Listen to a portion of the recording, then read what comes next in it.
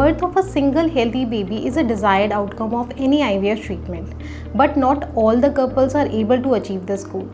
एक ideal situation ये होगी कि सिर्फ एक एम्ब्रियो ट्रांसफ़र किया जाए जिसका इम्प्लांटेशन पोटेंशियल मैक्सिमम हो। ऐसे में प्रेगनेंसी रेट्स को बिना कम किए मल्टीपल प्रेगनेंसी के चांसेस कम हो जाते हैं। क्रूशियल क्वेश्चन ये है कि एम्ब्रियो को यूट्रस में कौन से ऑप्टिमम स्टेज पे ट्रांसफ़र किया जाए। Hi, I am doctor Anjali, consultant at Birla fertility and IVF। आज हम डिस्कस करेंगे ब्लास्टोसिस्ट क्या है और ब्लास्टोसिस्ट ट्रांसफ़र क्यों किया जाता है। फिजियोलॉजिकली एक फीमेल बॉडी में एग्स और स्पर्म आपस में फैलोपियन ट्यूब्स में जुड़ते हैं और शुरू की 3 से 4 दिन की एम्ब्रियोनिक डेवलपमेंट फैलोपियन ट्यूब्स में होती है। उसके बाद वही embryo rolls down into the uterine cavity और आगे डे 5 और डे 6 में यूट्रस में इम्प्लांट होता है। ब्लास्टोसिस्ट यही 5वें और 6ठे दिन के एम्ब्रियो को कहते हैं। इस स्टेज पे ब्लास्टोसिस्ट के अंदर 2 तरीके के सेल्स होते हैं। पहला इनर सेल मास जो कि आगे जाके बेबी फॉर्म करता है, और आउटर लेयर ऑफ सेल्स को हम ट्रोफोब्लास्ट सेल्स कहते हैं जो आगे जाकर बेबी का प्लेसेंटा फॉर्म करते हैं।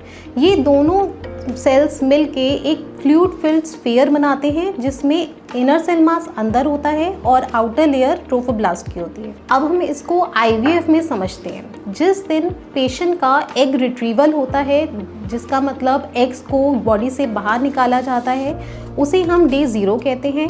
सेम डे पे सीमेन में स्पर्म्स को एग्स के साथ फर्टिलाइज किया जाता है और फिर हम नेक्स्ट डे 1 पे चेक करते हैं कि कितने एग्स फर्टिलाइज होते हैं। अब इन्हीं फर्टिलाइज्ड एग्स को लैब्स में आगे कल्चर किया जाता है और डे 2 और डे 3 के एम्ब्रियोज फॉर्म होते हैं। इन्हीं एम्ब्रियोज को हम क्लीवेज स्टेज एम्ब्रियोज कहते हैं। यदि इन्हीं क्लीवेज स्टेज एम्ब्रियोज को आगे एक्सटेंडेड कल्चर में ग्रो कराया जाए तो वो ब्लास्टोसिस्ट बनते हैं 5वें और 6ठे दिन पे। Now we will see the advantages of blastocyst culture and transfer.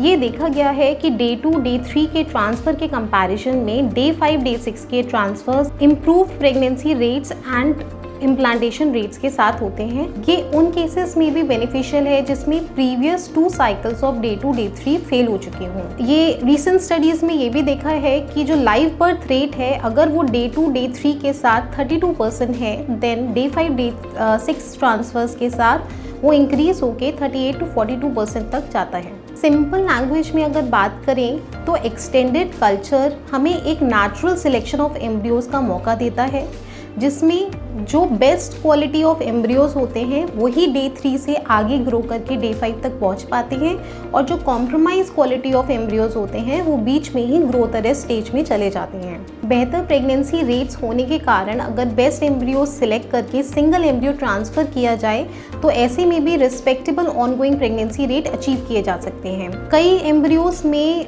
कई बार हमें जेनेटिक टेस्टिंग करानी होती है, तो ऐसे में भी डे 5 डे 6 एम्ब्रियो की बायोप्सी डे 2 डे 3 एम्ब्रियोज से बेहतर मानी जाती है। ब्लास्टोसिस्ट कल्चर और ट्रांसफ़र के इतने फ़ायदे होने के बावजूद ये एक रूटीन प्रैक्टिस हर IVF लैब में नहीं है, क्योंकि उसकी कुछ लिमिटेशंस भी है। कुछ पेशेंट्स के पास डे 5 पे ट्रांसफ़र के लिए ब्लास्टोसिस्ट बन ही नहीं पाता, भले ही डे 3 पे उसके पास क्लीवेज स्टेज एम्ब्रियोज हों। So this question remains unanswered. अगर डे 3 पे उनके एम्ब्रियोज को ट्रांसफ़र किया जाता तो क्या वो प्रेग्नेंट हो सकती थी? क्या हर केस में डे 2 डे 3 को हमेशा डे 5 डे 6 का ब्लास्टोसिस्ट बनाया जाए? No, it totally depends upon the patient's clinical profile, number of oocyte retrieved and number of good grades day 3 embryos, and also the IVF lab, whether the IVF lab is good for blastocyst cultures. So it should be a shared decision of your clinician, embryologist and the patient whether to go for a day 3 transfer or day 5 transfer. So I hope I have answered most of your doubts related to blastocyst transfer, and in case of consultation you can visit Birla Fertility and IVF, Preet Vihar.